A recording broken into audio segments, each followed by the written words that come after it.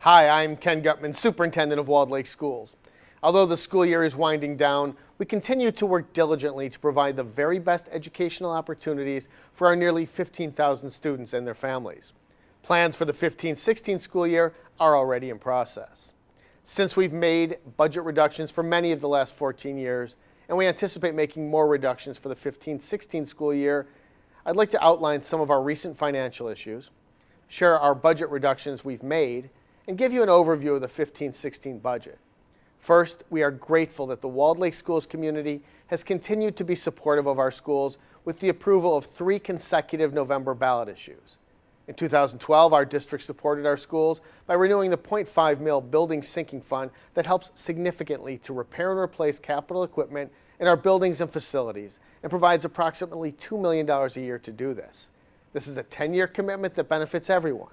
We know that when our facilities are in optimal condition, we all benefit. In 2013, our community approved a $67.5 million safety, security, and technology bond to improve the safety of each of our facilities and to add technology that aids instruction. We're currently implementing phase 2 of this important bond. And then in 2014, our community renewed the $18 million non-homestead and $3.9 million hold harmless millage for the school district, securing our local funding. Walled Lake Schools is positioned to meet the needs of our students and community. We're doing everything possible to make decisions to move our district forward at a time when we're losing roughly 200 students per year. State funding has not been determined yet, and the demands to educate our children are greater than ever in a rapidly changing environment. With that perspective, I'd like to give you an overview of our projected Walled Lake Schools 15-16 budget. To help me present this information, I'm fortunate to have with me Mrs. Terry Less, our Assistant Superintendent of Business Services. Welcome, Mrs. Less. Thank you so much for helping me explain our budget. For most of the last decade, we've been in a budget reduction mode due to declining revenue and, of course, slight decrease in student population. Can you explain where we get our revenues for the Walled Lake Schools? Sure, Mr. Gutman. The majority of our revenue comes from the state of Michigan. There is a portion that is local funding, and we do get some state and federal funding in the form of grants for some very specific programs. Here's a graphic showing that indeed the majority of our funds come from the state. Mrs. Less, the majority of the Walled Lake Schools expenditures are for salary and benefits. We're a people business, we're a service organization. Can you explain a little bit better than that what make up our expenditures? You are correct, Mr. Gutman, that some 85% of our expenditures are spent on salaries and benefits for the 1,300 employees who provide the exemplary educational programs and services for our children and families. But as you can see, we also use funds for supplies, utilities, and other expenditures to operate our schools. For the past several years, including this year, Walled Lake Schools has enjoyed the benefit of having some fund balance or fund equity. Can you shed some light on why our fund balance has dwindled and why we do have to make reductions to balance our budget? Mr. Gutman, it is hard to believe that there was a time when the school district consistently maintained or even added to our fund balance. For the past couple of years, we've relied on fund balance just to make the budget whole. With a current fund balance valued at only 5% of expenditures, relying on it to cover a deficit is no longer an option. Here is a graphic explaining the history of fund balance.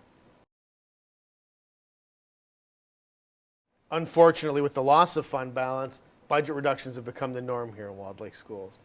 We've been inclusive in the process of what's been cut, and these have been difficult times for all of us. What are some of the reductions we've made? We have privatized both our custodial and transportation services. We have reduced more than 500 other positions in every area of the district. We've closed 2 buildings. We've instituted pay-to-play fees for athletics. We've increased our facility rental fees. We've implemented cost containment efforts such as an effective energy management program that has avoided millions of dollars of expenditures.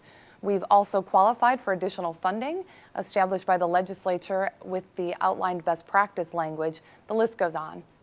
All of our employees have been a huge part of the solution as they've given concessions that include both wage and benefit changes year after year. Our employees have changed prescription drug coverage, accepted additional costs for health insurance, given percentage wage reductions, taken furlough days, and they continue to work harder and harder for the benefit of our children and community.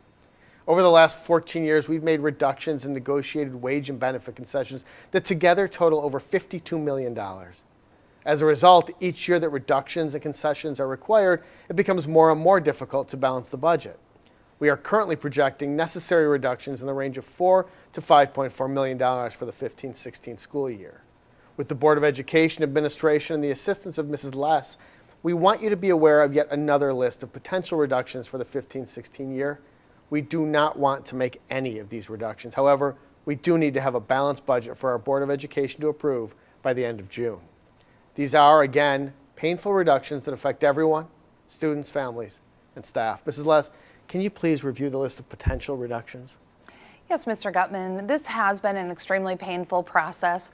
All of these potential reductions are equally devastating. We've tried to be proactive in generating additional revenue where possible to avoid some concessions by doing some of the following. We have expanded to a small degree and for 1 year only schools of choice offerings at the K-2 level. We are in the process of completing the sale of Twin Beach and Maple properties to developers who plan to build single-family homes. This will bring families to our school district along with additional revenue. We have captured contributions from district self-supporting programs for the general fund. We are proposing a $10 increase in the price of fifth grade camp in order to ensure that that remains a self-supporting program. We will also be generating funds through a Chinese exchange program. All of these items will be helpful in filling the gap between expected revenues and expenditures, but reductions will also be necessary. Additionally, structural changes are being considered that could involve reductions in administrative positions, teacher positions, secretarial positions, and/or paraprofessional positions. As a very important reminder, these are potential reductions and not certainties. And it continues to be sad to have a list such as this year after year. We're currently negotiating with our associations. Our employees have taken significant concessions to assist in balancing the budget previously, and we really are grateful to them. We remain hopeful our employee groups will continue to work with us as they have in the past to ensure we don't have to make many of the reductions that were just outlined. Mrs. Less, will you please share the cost factors for some employee concessions so we can be transparent with our community and with our employees? Mr. Gutman, these are some of the possible amounts for wage concessions. A 1% wage concession for all employee groups equates to approximately $1.1 million. Each furlough day is equal to just over $600,000. As I've said and will continue to say, our employee groups have been thoughtful and have sacrificed. We will, as always, have candid meetings with each of them to discuss these unfortunate potential budget reductions and how together we can come to a resolution. An overview of our current budget situation would not be complete unless we mention the 3 budget proposals being discussed in Lansing. Mrs. Less, will you please outline the governor's proposal, the Senate proposal, and the House proposal? Yes, there are 3 proposals being considered by the legislature. The process will ultimately result in compromises and an improved school aid budget. The impact to Walled Lake schools varies depending on the proposal. When all line items are considered, the governor's proposal would provide additional funding for 2015-16 equal to $5 per student. The governor has proposed a $75 increase in the foundation grant, but at the same time has proposed the elimination or reduction of other funding streams within the budget. The net result is a $5 increase per student or total additional funding of approximately $76,000. The Senate proposal is similar to the governor's proposal in that they also suggest the reduction or elimination of various funding streams coupled with an increase in the foundation grant.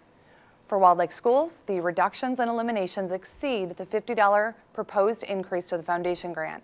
This is the case for many districts throughout the state, and in order to remedy that and ensure that no district experiences a decrease, funds were added to their proposal. As a result, Walled Lake schools would receive flat funding or a 0 per pupil increase under this plan. The Senate plan does, however, propose a change in the method of counting students for purposes of funding. This change would result in additional revenue for our district of approximately $787,000. The House proposal eliminates many of the line items found in the budget and provides the maximum amount of funding through the foundation grant. It was also their intent to ensure that all districts receive an increase in per pupil funding of at least $25. This $25 increase would result in additional revenue for Walled Lake schools of approximately $368,000. Thank you so much, Mrs. Less. I really appreciate your assistance in communicating this budget message. To summarize, over the last 14 years, we've made reductions and negotiated wage and benefit concessions that together total over $52 million. As a result, each year that reductions and concessions are required, it becomes more and more difficult to balance our budget. We're currently projecting necessary reductions in the range of $4 to $5.4 million for the 15-16 school year. It is, as always, our goal to be transparent and to ensure that everyone has a chance to ask questions about the budget or anything else. If you have a question, a suggestion, a concern, a thought, or even praise, please feel free to share your ideas at budget@WLCSD.org. We will continue to provide exemplary instruction and provide a safe environment at every level and in every school. As always, I do appreciate the commitment of this entire educational community to work collaboratively to help us make decisions that are centered on what is best for every child, every day.